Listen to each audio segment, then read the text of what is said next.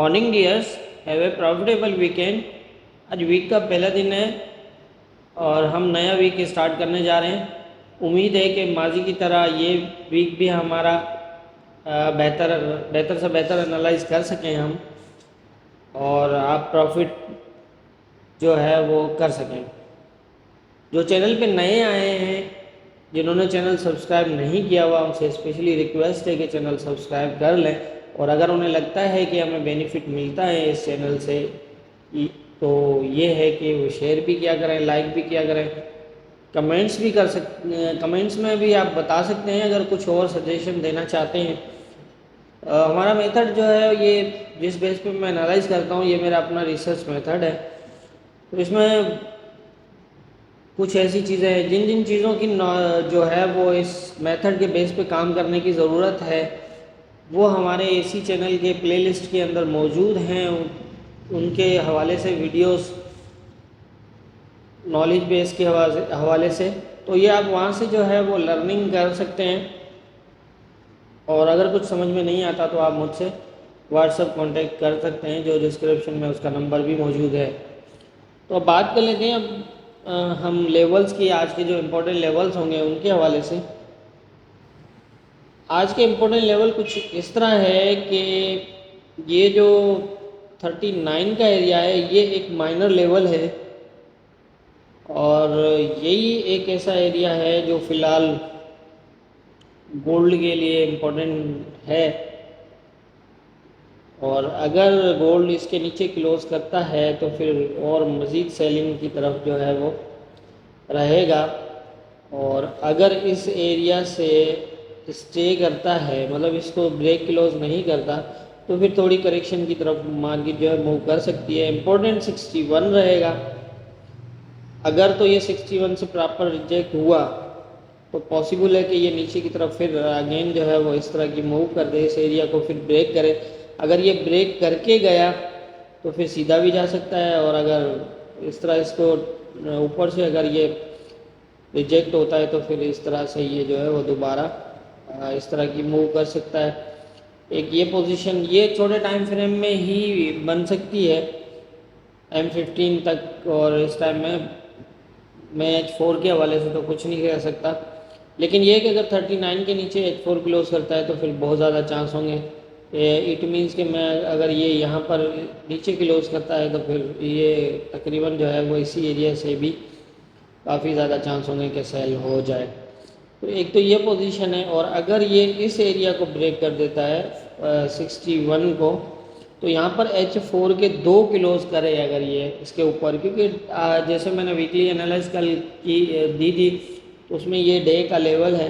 तो इसके ऊपर H4 के अगर 2 क्लोज करता है तो फिर आप थोड़ा सा वेट करिएगा, ये थोड़ा नीचे आएगा 50 के तकरीबन 55 के आसपास, और यहाँ से फिर जो है ये दोबारा इस तरह की मूवमेंट हो सकती है।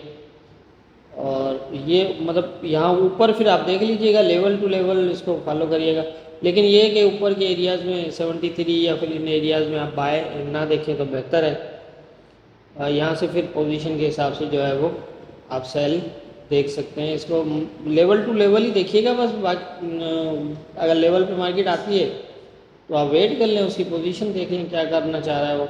अगर ये एरिया भी ब्रेक करता है, इट मीन कि 73 के ऊपर भी अगर क्लोज करता है, H1 भी करता है, तो आप समझें कि ये 78 तक जाएगा। 78 बहुत इंपॉर्टेंट है। 78 से जो ऊपर का एरिया है 86, ये बहुत इंपॉर्टेंट है। अगर ये यहाँ तक जाके और यहाँ से अगर ये रिजेक्ट होता है तो फिर यहाँ से फिर वो दोबारा की जो सेलिंग है वो भी इस तरह की। अगर ये नीचे का एरिया टेस्ट, मतलब यहाँ से अगर 39 से अगर ये बुलिश होता है और यहाँ तक निकल आता है, तो यहाँ आप इसको रिजेक्शन पे देखिएगा। अब 78 से रिजेक्ट होता है या फिर 86 से, इन दो एरियाज़ में आप इसको एज ए रिजेक्शन देखिएगा। और यहाँ से आपको एक दोबारा एक अच्छी मूव जो मिल सकती है वो 80 से लेकर 83 13 का एरिया है नीचे का। तो ये H4 के हवाले से हमारे लेवल हैं, और इस तरह की मूवमेंट के ज़्यादा चांस हैं। नीचे के एरिया के अंदर कोशिश करके आप जो है वो सेलिंग ना देखिएगा। इट मीन्स कि ये जो एरिया है ये काफ़ी इम्पोर्टेंट है। इस एरिया में आप सेलिंग ना देखिएगा, यहाँ कोई सेलिंग नहीं करनी है आपने। यहाँ से फिर नीचे के लिए हम सेलिंग फिर देखेंगे जब यहाँ हमें मज़ीद पोजीशन देगा, क्योंकि यहाँ से ये बुलिश होने के बहुत ज़्यादा चांस है। मैंने कल डे के भी डे की एनालाइज में भी बताया था कि ये ऐसा एरिया लग रहा है जहाँ से ये बुलिश होने के ज़्यादा चांस रहेंगे, एक अंदाज़ा है। लेकिन वो मार्केट यहाँ आए तो फिर देखेंगे, लेकिन मेरा ख्याल है कि मुझे ऐसा लगता है कि यहाँ से बुलिश होने के अच्छे खासे चांस होंगे।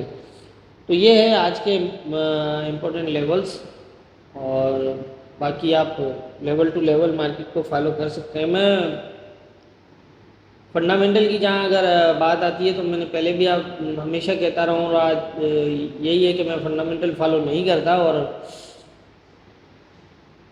फंडामेंटल के अंदर सिर्फ मैं ये समझता हूँ कि जो काम फंडामेंटल जो है वो हमारा 1 घंटे में करता है वो नॉर्मल मार्केट में 1 दिन में होता है।